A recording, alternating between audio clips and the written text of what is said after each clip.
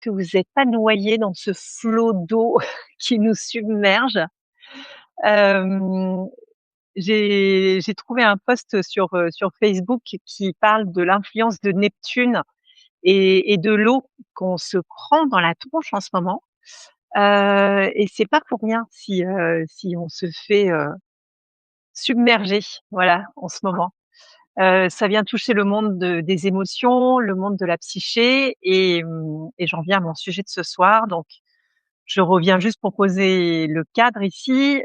Ces vidéos hebdomadaires, je les fais dans le cadre d'un grand cycle que j'ai appelé cycle de transformation annuel et chaque mois porte un thème qui m'est cher, sur lequel je vous propose des partages, des lectures inspirantes, enfin voilà, plein de réflexions et d'expériences sur ces sujets.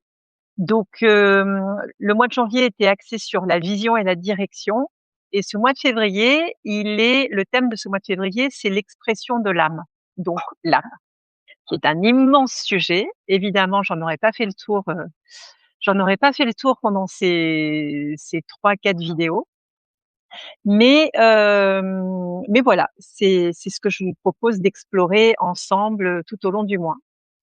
Et ce soir, tout particulièrement, ce qui me tenait à cœur, c'est de parler de ce sujet de fragmentation d'âme, de perte d'âme, de quoi il s'agit, quels sont les signes, d'une perte d'âme. Voilà, comment savoir si j'ai perdu un morceau d'âme ou pas. Tout ce que je vous partage, ça vient d'abord de mon expérience perso et ce que je peux vous dire, c'est que, il y a eu un moment de ma vie, autour de la quarantaine, qui était, précurseur de toute l'ouverture, et de tous les apprentissages que j'ai faits qui m'amènent aujourd'hui, ici à vous parler de tout ça. Et c'était une période de ma vie où en apparence, j'avais coché toutes les cases. J'avais une jolie maison, j'avais un mari, j'avais des enfants, j'avais un travail, aux yeux du monde, la vie parfaite. Et malgré cette jolie façade à l'extérieur, à l'intérieur, j'avais le sentiment que j'étais en train de m'éteindre. Et c'est là un signe, moi dans ma tête, ce que je me disais, c'est mon âme est en train de me quitter. Alors ça n'a pas de sens parce que l'âme elle peut pas quitter, son enveloppe corporelle comme ça, mais elle peut vraiment se décaler, s'épuiser, s'affaiblir en quelque sorte si elle est pas nourrie, par la vie terrestre, par la vie humaine qu'elle anime. Et hem et j'étais un peu perdue avec ce sentiment. Alors évidemment, je suis allée voir, des psychologues, des psychiatres. Les psychiatres, je suis repartie de là avec des ordonnances, dignes d'une droguée et des médocs, par-dessus la tête, avec un diagnostic de dépression. Bon, ça me parlait pas trop, j'avais pas envie de prendre de médoc, donc je me suis dit: «Non, ça doit pas être ça». Et puis de fil en aiguille, en fait, j'ai commencé par aller voir un micro-kiné et puis une hypnothérapeute et puis, je sais plus encore, quelle pratique alternative et c'est vraiment grâce à cette ouverture que j'avais pas du tout avant ce sentiment, que j'ai compris de quoi il s'agissait, que j'ai compris que c'était pas une dépression et attention parce que la dépression, c'est encore autre chose et on peut avoir aussi c'est pour ça que c'est des sujets sur lesquels il faut être super, vigilant et que j'aborde avec beaucoup d'humilité parce que ce que je vous partage, c'est mon vécu et il n'y a que vous qui puissiez savoir, qui puissiez sentir si, voilà, vous avez besoin de vous faire aider par des médicaments ou pas et s'il faut en passer par les médicaments et ben, c'est très bien. Il y a aucun souci avec ça. Chaque histoire est unique et vraiment, garder son discernement, c'est fondamental dans tout ça. Donc pour en revenir à ces histoires d'âme, déjà ce sentiment d'être, un peu spectateur de sa vie, heu, en quelque sorte anesthésié, à côté de ses pompes. Qu'est-ce que je pourrais dire d'autre? Dissocié. J'avais l'impression que j'avais pas d'émotion, j'ai l'impression que j'étais plus capable d'aimer, de ressentir de la joie ni de l'amour. Donc tout ça, c'est des indices qui montrent qu'il y a quand même quelque chose, sur le plan de l'âme. Parce que l'âme, hem, l'âme, c'est l'instrument de l'esprit et l'esprit se sert de l'âme pour se manifester à travers la chair du corps. L'âme, c'est vraiment un intermédiaire entre le haut et le bas. Et notre âme, elle est dans la dualité de ce monde astral où il y a l'ombre, la lumière, le masculin, le féminin. Donc on a une part de notre âme qui reste, immaculée, dans l'unité au plus proche de sa source. Elle est c'est la part la plus subtile, la plus lumineuse de notre âme. Elle est toujours là, elle est immuable. Et puis il y a la partie, incarnée qui est descendue, qui a chuté, si on reprend des termes bibliques, dans la chair. Et cette part-là, c'est l'organe de l'amour, mais c'est aussi l'organe de la souffrance. Et j'aime bien moi faire le pendant entre cette part d'âme incarnée et l'enfant intérieur. C'est un peu voilà, il peut y avoir des subtilités, mais grosso modo, c'est la même essence. Voilà, c'est ce qui la part de soi la plus authentique, vivante, dans la joie, qui porte l'élan de création d'origine, voilà, qui sait vers où il veut aller, qui a envie de goûter, qui a envie de toucher, qui a envie d'être en relation avec le monde, avec le vivant autour de lui. Et ça, c'est vraiment, voilà, l'âme qui porte ça. Donc cette âme incarnée, c'est de ça que je vais parler ce soir, parce que c'est elle qui se fragmente. Hem, Elle va souffrir. C'est inéluctable, ça fait partie de notre expérience humaine. Elle va souffrir. Et le premier, vous me dites, j'ai mis des parce que comme il pleut beaucoup, j'ai mis des petites boucles arc-en-ciel, mais si ça frouche frouche, vous me dites. Hem, le premier trauma qui est commun à l'ensemble de l'humanité, c'est celui de la naissance, où là, il y a un premier grand passage d'un état de complétude, de plénitude à, heu, une première séparation. Donc cette naissance, on est tous traumatisés de base par ça. Et même, je vais vous partager une anecdote qui date pas plus tard qu'hier, où j'étais avec une cliente en séance, en visio, et on parlait de sa naissance, et un peu plus en arrière, on parlait du temps de gestation pendant lequel elle était dans le ventre de sa mère. Et ce temps de gestation, il y a eu un accident de voiture. Donc en tant que fœtus, elle a vécu ce choc dans le ventre de sa mère. Et alors c'était vachement intéressant parce que, vous connaissez peut-être ces histoires de jumeaux perdus pendant la grossesse, qui se passent souvent inaperçues pour la maman, puisque parfois il y a à peine des pertes et même parfois rien du tout, mais qui peut laisser une empreinte, chez le survivant, quelque chose qui a du mal à trouver sa place, parfois avec un sentiment d'illégitimité, sentiment de devoir sauver tout le monde. Voilà, ça peut venir de ces histoires de jumeaux perdus.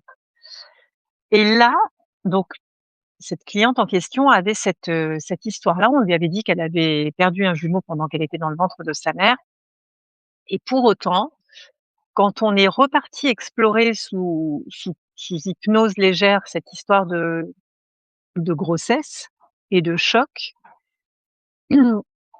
on a compris qu'il y avait eu à cet endroit-là de son expérience, tout début de sa vie, une première fragmentation d'âme fondamentale, parce qu'il y a une part d'elle qui a eu tellement peur en recevant ce choc, qu'il y a eu une espèce de peur de la mort qui a fait qu'elle s'est fragmentée, et qu'une partie s'est incarnée, mais l'autre a décidé de ne pas s'incarner. Ce qu'on appelle le refus d'incarnation. Et donc cette espèce de sentiment de vide, qu'il manque quelque chose, qui a toujours un espace vacant à l'intérieur d'elle, et ben, en allant chercher, en allant provoquer cette part d'âme qui était toujours là en orbite en quelque sorte, voilà, à proximité, mais pas vraiment incarnée dans le corps, en allant chercher ça, heu, elle a senti physiquement quelque chose de différent. C'est comme si, on était un peu comme un récipient, un vase, et que, bah, là, il était rempli en partie, et que d'avoir récupéré cette énergie manquante, elle se sentait beaucoup plus complète.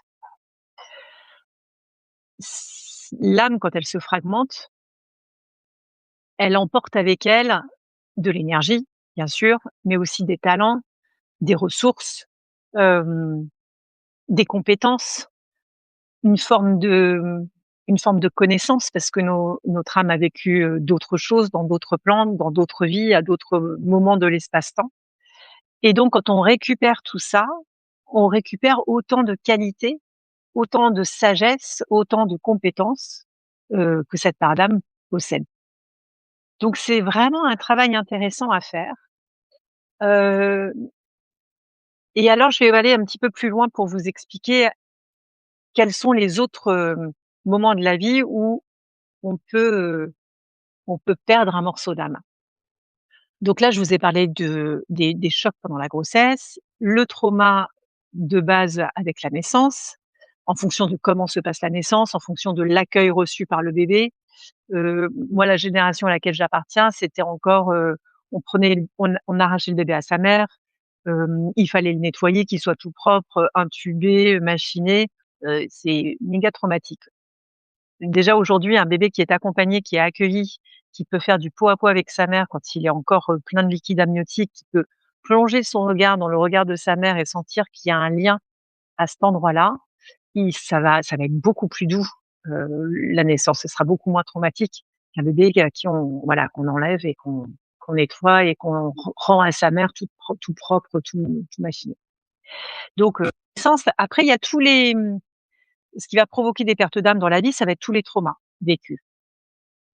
Ça peut être des chocs, des accidents, ça peut être aussi lors d'anesthésie générale, où l'âme peut sortir du corps et pas revenir en entier.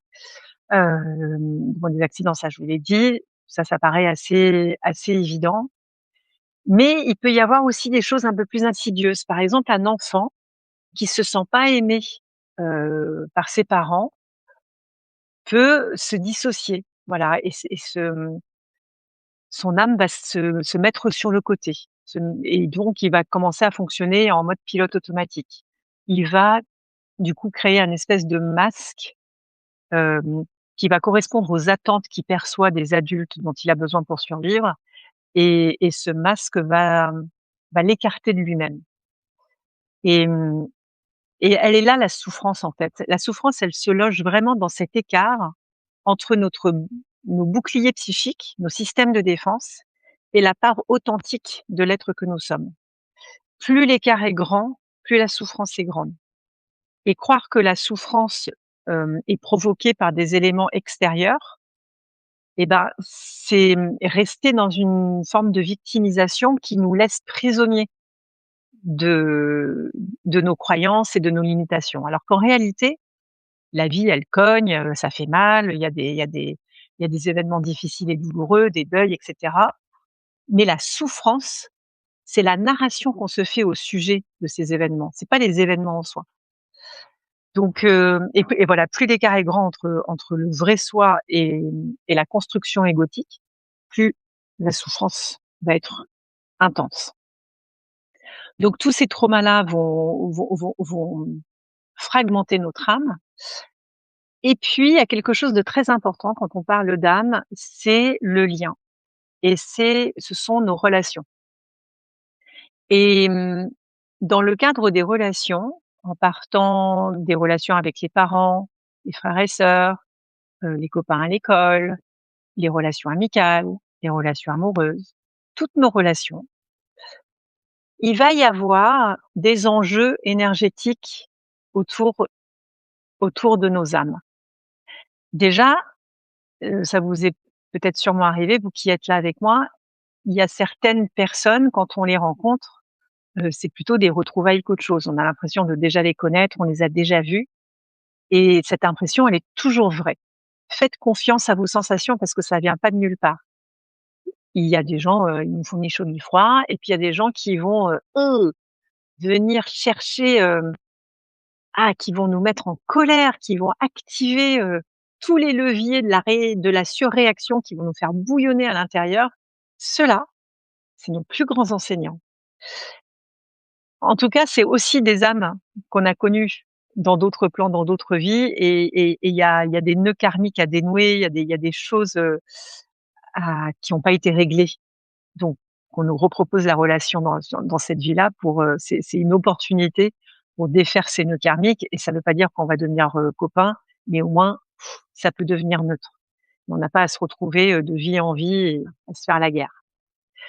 Hem, donc les vols d'énergie, les vols d'âme dans les relations, c'est quelque chose de super fréquent et ça, je l'ai découvert en lisant un livre de Natacha Calestrémé qui est aujourd'hui, assez connu, où elle avait écrit ce bouquin, je me souviens plus du titre, je le retrouverai, parce qu'une de ses très bonnes amies était décédée suite, d'épuisement, ouais, vraiment d'épuisement après une relation avec un mari qui était un pervers narcissique manipulateur, diagnostiqué, avéré et cetera. Et Natacha ne comprenait pas comment son amie, qui était jolie, qui était intelligente, qui avait un travail, enfin qui avait tout pour être indépendante et autonome, n'a pas réussi à quitter cet homme. Parce qu'elle arrivait parfois à le quitter et puis elle revenait et jusqu'à en mourir. Et donc elle est partie enquêter auprès, du monde, médical, donc les psychologues, les psychiatres, les neuroscientifiques, pour essayer de comprendre les mécanismes psychologiques à l'œuvre dans cette relation. Et elle trouvait pas toutes les réponses étaient pas satisfaisantes et donc elle a écarté son cercle de recherche à des pratiques alternatives. Elle a été voir des guérisseurs, elle a été voir des énergéticiens, elle a été voir des chamans et c'est là qu'elle a compris vraiment ce qui se passait et grâce à elle, elle a créé un protocole de récupération d'âme avec, une énergéticienne, je crois, que j'applique régulièrement, qui est très efficace et qui vient justement aider la personne à qui on a volé un morceau pour, lui permettre de récupérer ce morceau. Donc comment ça se passe? En fait, dans une relation, d'emprise, la personne qui a de l'emprise sur l'autre va prendre, tout ça est inconscient, hein, évidemment, mais va prendre un morceau de sa compagne ou de son compagnon. C'est comme si, il lui prenait le bras et donc ça affaiblit. Et ça fait une perte de confiance, ça fait de la perte de ressources, j'ai un bras en moins, bah, je suis pas capable de vivre, toute seule si j'ai qu'un bras. Donc je vais rester avec ce pervers narcissique parce que lui au moins bah, voilà, j'ai qu'un bras, je peux pas survivre autrement. En gros, hein, je schématise. Et donc, quand la personne essaye de quitter, le manipulateur, ça va être super, super dur parce que, bah, elle a laissé son bras. Donc l'idée de ce protocole, c'est d'aller chercher ce bras symbolique ou cette énergie qui a été volée par l'autre, de récupérer ce qui m'appartient pour pouvoir quitter. Tant que j'ai pas été chercher tout ce qui m'appartient dans cette relation, je peux pas, vraiment passer à autre chose. Je peux pas, être neutre, être détachée et ce qui est absolument bluffant quand on fait ce protocole, alors parfois il faut plusieurs couches, hein, il faut plusieurs passes parce que, il peut y avoir, des relations très difficiles avec un parent, donc dès le plus jeune âge, on a été, mangé et grignoté par petits bouts. Donc il faut aller chercher des bouts et des bouts et des bouts et des bouts, refaire, refaire, refaire. Mais ce qui nous permet de savoir qu'on a récupéré tout ce qui nous appartient dans une relation difficile, c'est que croiser cette personne, bah, ça va nous faire ni chaud ni froid.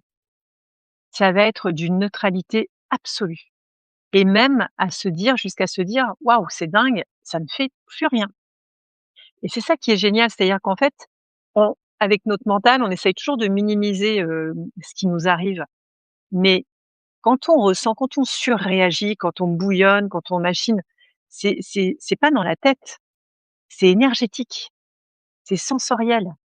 S'il n'y a plus de lien, de non-amour, de lien de dépendance, de lien d'emprise avec une personne, quand vous croisez cette personne, ça ne vous fait ni chaud ni froid.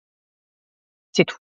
Et tant que ça fait réagir, tant qu'il y a un truc, c'est qu'il y a quelque chose à récupérer et c'est qu'il y a encore un lien. Donc ça, c'est pour les relations. Hem, si vous avez des questions, n'hésitez pas, hein. Ensuite, comment donc je vous ai expliqué le protocole de Natacha Calestrémé pour récupérer les morceaux perdus. C'est ce qu'on appelle, de la récupération d'âme Et je voulais aussi vous parler ici d'une autre approche, sur cette âme fragmentée et les pertes d'âme, qui est l'approche chamanique. Et il y a la référence, dont j'avais envie de vous parler ce soir, c'est Sandra Ingerman et ce bouquin, voilà, Recouvrer son âme, guérir son moi fragmenté, le chamanisme au secours de la psychothérapie. Sandra Ingerman, c'est une, psychologue, elle est américaine et elle a été l'élève d'un homme qui s'appelle Michael Harner, qui est le fondateur d'une association qui s'appelle la FSS, Foundation for Shamanic Studies. Cet homme qui est décédé aujourd'hui était un anthropologue qui, dans les années 40, a été explorer les tribus autochtones sur tout le continent américain, nord-américain, sud-américain. Et de ces missions d'explorateur, d'anthropologue, il a ramené des pratiques chamaniques transversales, communes à toutes ces tribus, et il en a fait quelque chose, il les a laïcisées en quelque sorte pour les rendre accessibles à l'occidental déraciné, dénaturé que nous sommes. Donc grâce à lui, en fait, on a accès à un chamanisme qui est ouais, laïque, c'est pas je trouve pas d'autres mots. Pas que le chamanisme soit religieux, mais le chamanisme, c'est vraiment associé à une communauté et à une terre et à une culture. Et c'est pour ça que, à mon sens, c'est dangereux de pratiquer des rituels chamaniques qui appartiennent à une culture, mais de les pratiquer sortis de leur culture d'origine. Par exemple, la prise de substances ou de plantes de la jungle amazonienne en Europe, prendre des plantes qui sont pas natives du sol où on les consomme, heu, c'est une très, très mauvaise idée. Après, si quelqu'un a un appel pour ces plantes-là, d'aller en Amazonie, de rencontrer un chaman local, de passer du temps avec lui, de se nettoyer et d'attendre que ce gars-là donne l'autorisation, valide le process, et ça, pas de problème. Il y a d'ailleurs heu, c'est un ethnologue, je crois, Romuald Le Terrier, qui a beaucoup exploré, l'ayahuasca et toutes ces plantes médecines amazoniennes, et qui a ce parcours-là, et là, je trouve ça vraiment intéressant. Mais après, il y a eu beaucoup de dérives avec, heu, en Europe, des retraites, de prise de substances comme ça, importées. Bon, après, c'est perso, hein, mais moi, je suis pas pour. Voilà, j'ai vu des gens bien abîmés, suite à ce genre de truc, donc je déconseille fortement. En tout cas, l'intérêt de ce chamanisme, à l'occidental, que Michael Harner nous a rapporté de toutes ces explorations, c'est que justement, c'est un chamanisme qui se pratique hors sol. Donc il y a pas de, il y a même si ça ouvre des espaces et qu'il faut être très prudent et qu'il faut jamais faire ça tout seul, il faut toujours se faire accompagner avec des gens avec qui on se sent en sécurité et dans un contexte bien particulier qui est dédié à cette pratique. Il y a un aspect, thérapeutique à cette pratique chamanique qui peut vraiment s'importer en Occident et qui s'approche, de l'hypnose, de voilà, d'autres pratiques, hypno-énergétiques.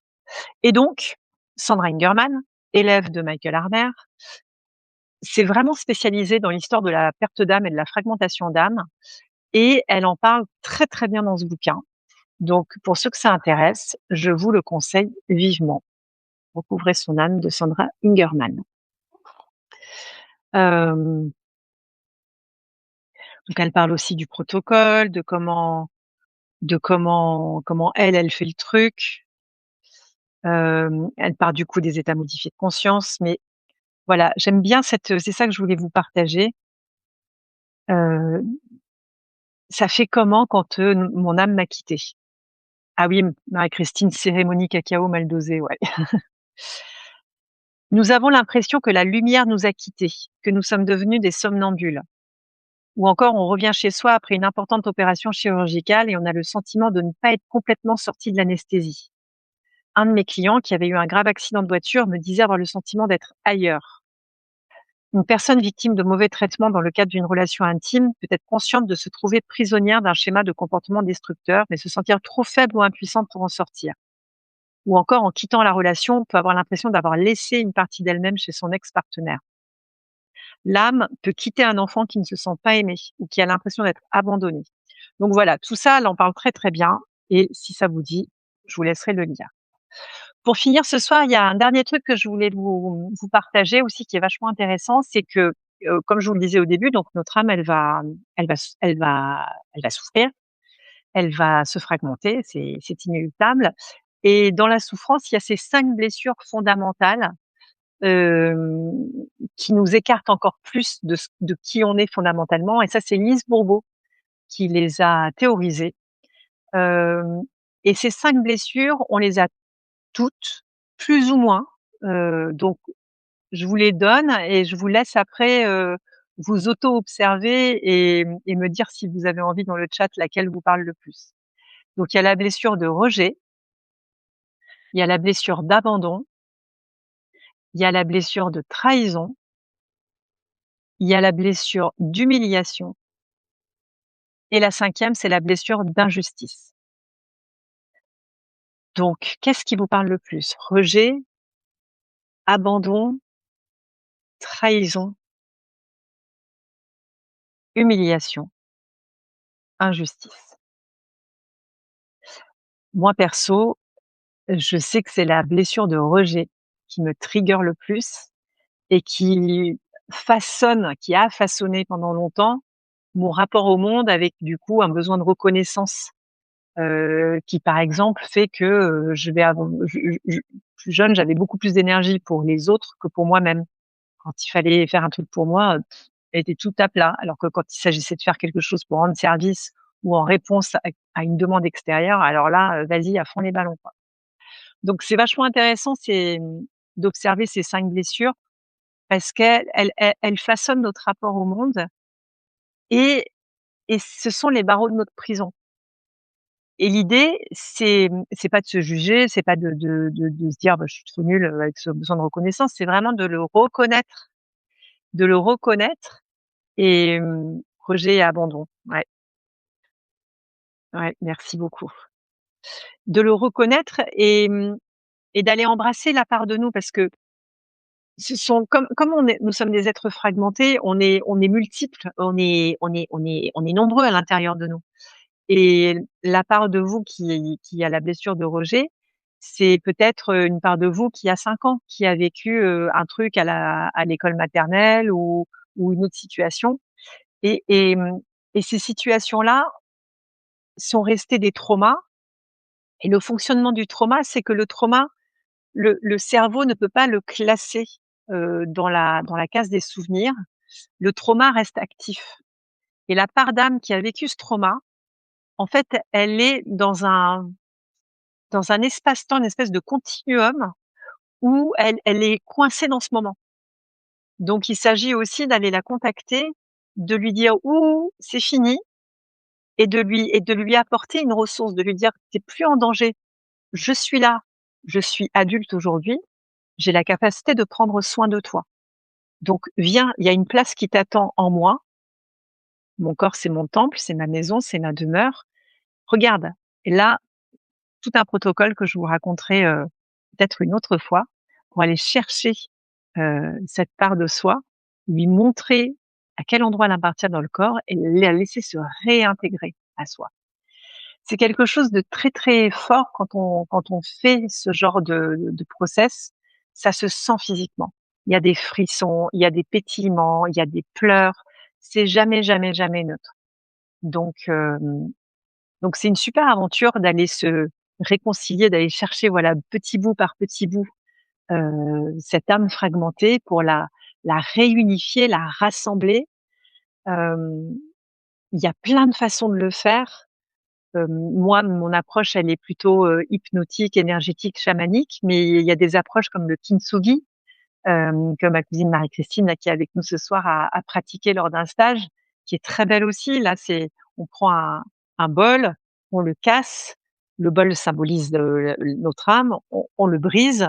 Chaque morceau, c'est chaque trauma qui nous a fragmentés et après il y a tout un travail de réparation. On va prendre les morceaux, les remettre, ensemble et les sceller avec un fil d'or pour sublimer l'objet et du coup, l'idée, c'est que nos blessures, nous transcendent en quelque sorte et quand on les accueille, quand on les conscientise, quand on fait ce travail de réparation, de réconciliation, de réunification, ça, voilà, ça glow up.